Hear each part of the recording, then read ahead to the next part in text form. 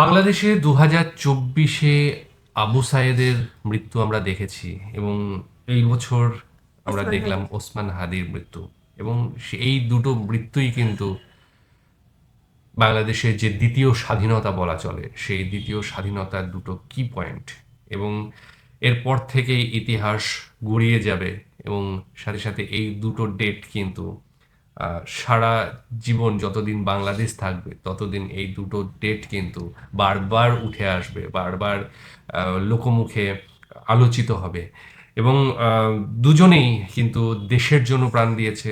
দেশের যে স্বৈরতন্ত্র ছিল তার বিরুদ্ধে কথা বলতে গিয়ে প্রাণ দিয়েছে, দেশের মানুষের জন্য কথা বলতে গিয়ে প্রাণ দিয়েছে। তো সেই জায়গা থেকে আজকে আমরা আহ, যে আবু সায়েদের যে চির বিদায় ঘটেছে এবং গতকালকে আমরা দেখলাম যে ভীষণ ভীষণ যে ক্রাউড যে ওসমান হাদির। ওসমান হাদির জন্য মানে জড়ো হয়েছে, তার যে চোখের জল ফেলেছে তার জন্য এবং সেখানে প্রধান উপদেষ্টা তিনি বক্তৃতা দিয়েছেন।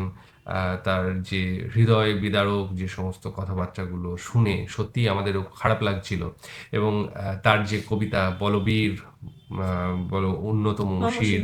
তো সেই কবিতাটা সবসময় কানে যেন বেজে চলেছে। আজকে আমরা সেই বিদায়েরই একটা ভিডিও দেখব এবং সেখানে অবশ্যই বলা হয়েছে বীরেরা বিদায় বিদায় নেয় নেয় না। এইভাবেই। হ্যাঁ, তো বীরেরা সত্যি মানুষকে কাঁদিয়ে মানুষকে সাহস জুগিয়ে তারপর বিদায় নেয়। তো কাঁদানোর সঙ্গে সঙ্গে তাদের পথ চলার যে দিক নির্দেশনা সেটা করে যায়, আহ, তাদের সাহস সাহস জুগিয়ে যায় এবং আরেকটা আবু সায়েদ যাতে তৈরি হয় সেই প্ল্যাটফর্মটা দিয়ে যায়। তো চলো আজকের ভিডিওটা দেখে নিই, তারপর আরো কথা হবে।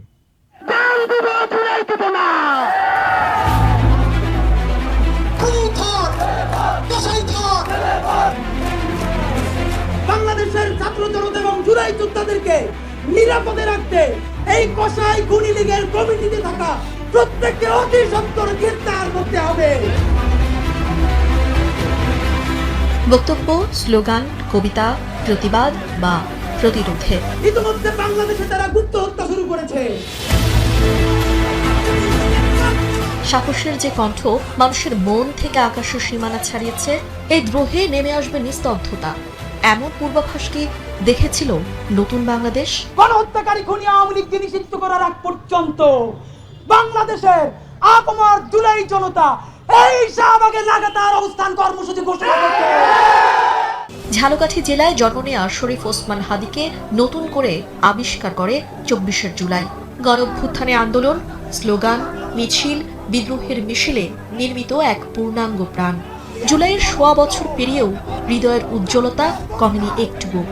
সতীর্থরা ক্ষমতা ও সমঝোতার প্রশ্নে বিপ্লবের রং হারালেও অবিকল ছিল হাদি। দ্বিধাহীন চলার গতি তাকে দলছুট করলেও থেমে যাননি একটুও। গণহত্যাকারী আওয়ামী লীগের পূর্ণাঙ্গ বিচারের বিষয়ে স্পষ্ট ধারা উল্লেখ থাকতে হবে। আপনাকেই বলছি, ইন্স্যুরেন্স করলে সিটিতে সুরক্ষা পাবেন নিশ্চিত। জুলাই গণ অভ্যুত্থানে অংশগ্রহণকারী ছাত্র জনতার অভিজ্ঞতা ও দাবির ভিত্তিতে নিজেই প্রতিষ্ঠা করেছেন সাংস্কৃতিক ও রাজনৈতিক প্ল্যাটফর্ম ইনকিলাব মঞ্চ। যে মঞ্চের মুখপাত্র হয়ে হাদি বারবার গর্জে উঠেছে দুর্নীতি, দুঃশাসন, আওয়ামী লীগ ও ভারতীয় আধিপত্যবাদের বিরুদ্ধে। লড়াই করেছে ন্যায় ও ইনসাফের পক্ষে। আওয়ামী লীগ নিষিদ্ধ, জুলাই আহত ও শহীদদের অধিকার রক্ষায় এক চুলো আপোষ করেননি হাদি। বড় তিনটি রাজনৈতিক দলকেই শাসন করেছে সমান তালে। যেন তার চোখে নতুন বাংলাদেশকে নিরাপদ দেখেছে দেশের মানুষ। তাই তো তাকে হারানোর ভয়ে প্রথম থেকেই কাতর ছিল শুভাকাঙ্ক্ষীরা। নির্বাচনে স্বতন্ত্র প্রার্থী হয়ে স্বতন্ত্র চরিত্রে উদ্ভাসিত হয়েছেন জুলাই বিপ্লবের অন্যতম প্রধান নায়ক হাদি। মুড়ি বাতাসা হাতে নিয়ে ছুটে গেছেন মানুষের দরজায়। নির্বাচনী খরচ জোগাতে নিঃসংকোচে হাত পেতেছিলেন মানুষের কাছে, যা তাকে মানুষের হৃদয়ের অন্তরালে গভীরভাবে লেপ্টে দিয়েছে। লাখো জনতার হৃদয়ের স্পন্দন। বহমান জীবনকে বাড়তি পাওয়া ভেবেই শত হুমকি মাখেন নিগায়। বারবার বলেছেন বুলেট ছাড়া কেউ তাকে থামাতে পারবে না। সত্যি তাই হয়েছে। একটি গুলি হাদির মস্তিষ্ক ভেদ করে রক্ত ছড়িয়েছে বাংলাদেশের বুকে। তাই তো তীক্ষ্ণ সমালোচকও হাদিকে ফেরাতে হাত তুলেছে। গুলিবিদ্ধ হাদির সুস্থতায় কেউ ছিল না পিছিয়ে। ঢাকা মেডিকেল থেকে এভার কেয়ার থেকে সিঙ্গাপুর, উড়ন্ত এয়ার অ্যাম্বুলেন্সের সঙ্গে সঙ্গী হয়েছিল কোটি মানুষের প্রার্থনা। বড় বীর, বড় উন্নতম শির, শিরে নেহারিয়া আমারই মতো শির ওই শিখর হিমাদশী।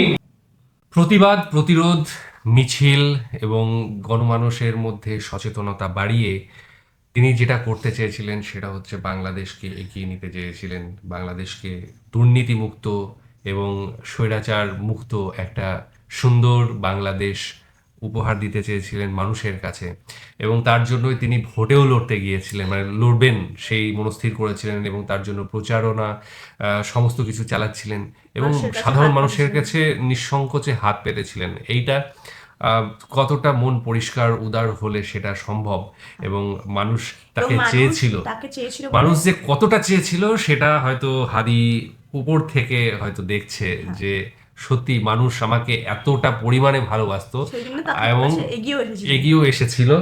আর আজকের দিনটা হয়তো সে যদি জীবিত থাকতো হয়তো বা দেখতে পেত না এই যে এত এক জায়গায় এত মানুষ। হ্যাঁ, একজন প্রধানমন্ত্রী ক্যান্ডিডেটও এত পরিমাণ ভিড় জোগাড় করতে পারে না, যেটা হাদি নিজেকে সেইভাবে তৈরি করেছিল বলে আজকে তার যে জানাজা সেখানে উপস্থিত ছিল এত মানুষ।